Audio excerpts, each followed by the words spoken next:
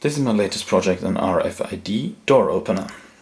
It will open the door mechanically with a chain and a gear wheel, a stepper motor.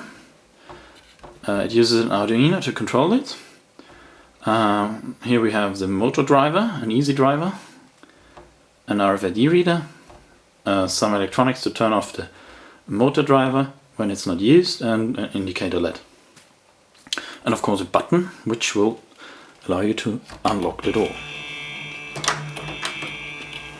Okay, now the door is unlocked. On top we have a switch which will tell if the door is closed or open. If you open the door, it will sense it, and after it's closed again, it will auto lock it after 5 seconds.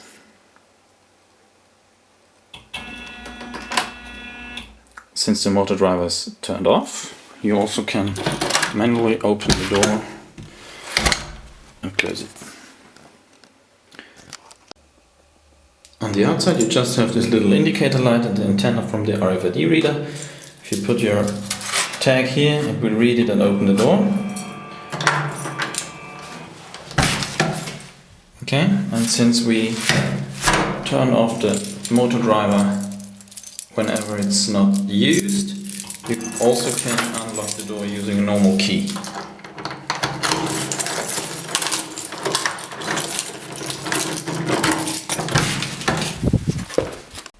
Also, you can turn off the automatic locking by pressing the button longer than 2 seconds.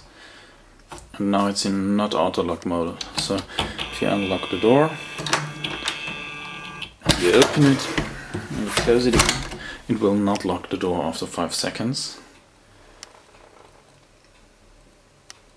And if you now turn off this mode, it is now again in the auto lock mode. You close the door and it will lock the door automatically.